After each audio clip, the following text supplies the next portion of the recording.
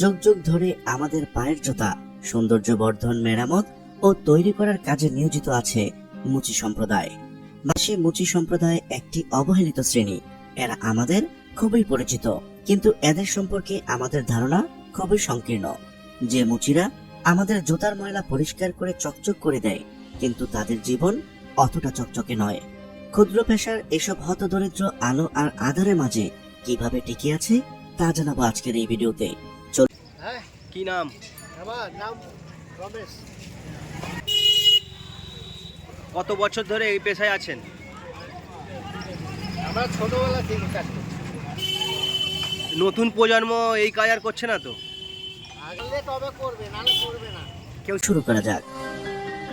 বিভিন্ন বাজারে, রাস্তার পাশে অথবা দোকানের সামনে একটি বস্তার উপর বসে জুতা সেলাই করা, রং বা কালি দেওয়ার যাবতীয় জিনিসপত্র নিয়ে বসে থাকেন মুচি সম্প্রদায়ের লোকজন। ছেঁড়া জুতাকে চলার উপযোগী করে দিলেও তাদের ভাগ্যে নেই কোনো পরিবর্তন। খেয়ে না খেয়ে পরিবার পরিজন নিয়ে কোন রকম চলছে তাদের জীবন। নেই ন্যূনতম মজুরি। তবে মুচি পেশাটির জায়গা হয়েছে অনানুষ্ঠানিক কর্মসংস্থান ক্যাটাগরিতে সম্প্রদায়ের লোকরা। এদিকে পেশাটি আগাগোড়া দিনমজুরি পেশা। কোনো নির্দিষ্ট আয় নেই তাদের। শহরে একজন মুচির দৈনিক আয় সর্বোচ্চ 300 থেকে 400 টাকা। গ্রামাঞ্চলে মুচিদের দিনে 200 টাকা উপার্জনে ব্যাগ পেতে হয়। একদিকে উপার্জন কম, অন্যদিকে আছে সামাজিক নিগ্রহ। পেশাগত কারণে সামাজিক বৈষম্য, বঞ্চনা শিকার হচ্ছেন এই মুচিরা। সামাজিক প্রথাগত কারণে এখনো অনেকে তাদের সাংবিধানিক অধিকার বা রাষ্ট্রীয় আইনে প্রাপ্য অধিকার পুরোপুরি ভোগ করতে পারেন না। ওটেও এই বাস্তবতা উঠে এসেছিল। ভারত ও বাংলাদেশে এখনো অস্পৃশ্যতার ট্যাবু ভাঙেনি। রেস্টুরেন্টে খেতে বসে নিগ্রহের শিকার হন তারা। সন্তানদের স্কুলে ভর্তি করতে নানা প্রতিবন্ধকতার সম্মুখীন হতে হয়।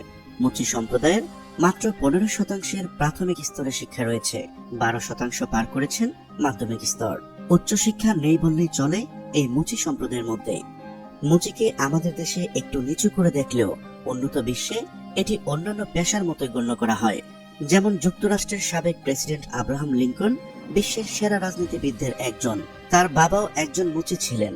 সংসার ঠিকমতো চলতো না বলে আব্রাহাম নিজেও একসময় মুচির কাজ করেছেন। প্রয়োজন প্রাতিষ্ঠানিক কাঠামো।